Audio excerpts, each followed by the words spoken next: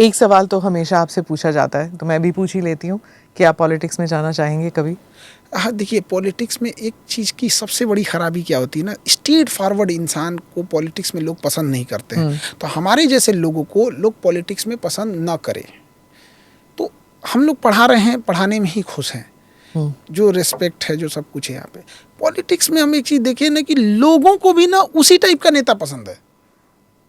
उसको चाहिए नहीं पढ़ा लिखा आदमी, उसको पढ़े नहीं, उसको पता है कि हम इस ब्रांड का जूता खाएंगे, यही जूता हमको मारो, इसी ब्रांड का, दूसरा ब्रांड का नहीं खाएंगे। आपका मैंने एक इंटरव्यू देखा था, आपने कहा था या बाइट था कि आजकल जो है पढ़े लिखे लोग इतना राजनीति में आना नहीं चाहते, जिस दिन वैक्यूम पड़ेगा उस दिन पढ़े लिखे लोग आ जाएंगे, तो फिर आजकल के नेता खत्म हो जाएंगे। ये हकीकत है, हम लोग को कोई इंटरेस्ट नहीं है इस सब में, पॉलिटिक्स वगैरह। लेकिन हम एक बात बताते हैं, जितना खराबी, जितना लूप होल्स हम इन लोगों को देखते हैं ना, हम कहते हैं कि कोई भी अगर आदमी सुधारने वाला आ गया ना, तो इन लोग का हाल नोकिया मोबाइल की तरह होगा, कोई नहीं पूछेगा इन लोगों को, एकदम तबाह हो जाएंगे सब। यहाँ पे सरकारी ऑफिस में जाइए तो फलाना आदमी आ रहेंगे, फूल का बुके, अरे काम करो ना भैया। यहाँ पे सरकारी ऑफिस में सबसे बड़ा शैडो कैबिनेट, कि हर पब्लिक का, जैसे कोई मिनिस्टर है तो एक उसके बगल में एक अपोजिशन का भी एक मिनिस्टर होना चाहिए, उसको शैडो कैबिनेट कहते हैं। क्योंकि आप मिनिस्टर बने हैं तो आप ऐसे थोड़ी है कि आपकी पब्लिक, आपकी पर्सनल प्रॉपर्टी है वहाँ पे। तो जैसे अभी किसी भी स्टेट में तो उसको शैडो कैबिनेट कहा जाता है। पब्लिक अकाउंटेबिलिटी एकदम नहीं है। हमारे मोहल्ले में नाली बन के जाएगा, कोई इंजीनियर आके कह देगा अच्छा बना है, हम कह रहे हैं खराब बना है, मतलब हम किसी काम के नहीं हैं। जिस एरिया में सड़कें बन रही हैं उस एरिया का कम से कम 20% लोग, कम से कम एक फिक्स होना चाहिए। नाली बने तो 100 लोग, सड़क बने तो 500 लोग, इतने लोग हलफनामा के उसमें लिखें कि हाँ मेरे सामने इतना मसाला कब मिलाया गया। पब्लिक ऑडिटिंग पे छोड़ दीजिए, पब्लिक मार के इन लोग का हालत ख़राब कर देगी, क्योंकि फिर पब्लिक फंसेगी।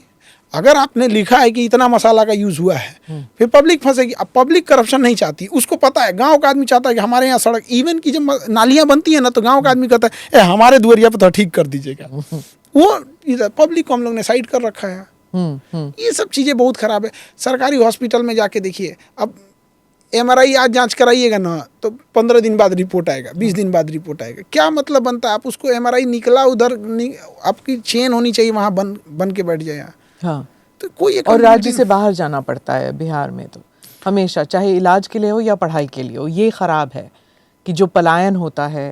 देखिए पलायन अगर पैसे कमाने के लिए हो रहा है तो वो गलत नहीं है, लेकिन जिंदा रहने के लिए हो रहा है तो ये गलत है।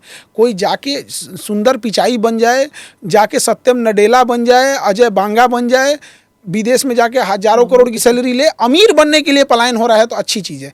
जिंदा रहने के लिए पलायन हो रहा है, ये बिहार में हो रहा है।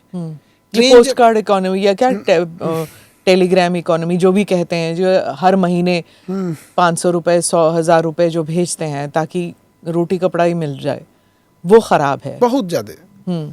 अभी भी चल रहा है ये लंबे समय तक चलते आ रहा है। इन लोग को अभी भी समझ में नहीं आ रहा। अभी भी इन बिहार के लोगों को एक चीज़ नशा सुंघा दिया ना कि हमारे यहाँ फैक्ट्री नहीं है। जिस दिन बिहारियों को ये समझ में आ जाएगा भैया फैक्ट्री नहीं, पूंजी की कमी है, हमको पूंजी दो, कैपिटलाइजेशन दो। अगर किसी को मान के चलिए उसे बिना नॉलेज का पूंजी भी देंगे तो बर्बाद कर देगा। कोई निकला मछली पालना है हमको, उसको यही नहीं पता है कि मछली के लिए जो तालाब बनाए जाते हैं उसका साइड का एरिया खड़ा होना चाहिए, तिरछा ढाल होना चाहिए। 4 फीट का तालाब है तो 3 फीट पानी रखेंगे कि 2.5 फीट पानी, उसको नॉलेज ही नहीं है। यहाँ पे उसको ट्रैप लगाएंगे कि नहीं, चूना कब डालना है, ना खाना मछली का कब देना है, उसमें एरिएटर चलाना, नॉलेज ही नहीं है। तो ये भी बहुत ख़राब चीज़, क्योंकि डूबेगा, और डूबेगा तो 10 आदमी का मनोबल डूबेगा। तो उसको प्रॉपर पहले एक एरिया होना चाहिए। आप प्रॉपर उसको 1 महीने की ट्रेनिंग दीजिए, फिर उसको एग्ज़ाम लीजिए, गड़बड़ हो गया तो दोबारा भेजिए। जब पूरा प्रॉपर हो गया तो उसको एक जगह पॉन्ड दिखाइए, फिर उसको प्रैक्टिकली पूछिए कि गहराई कितनी है, क्या है।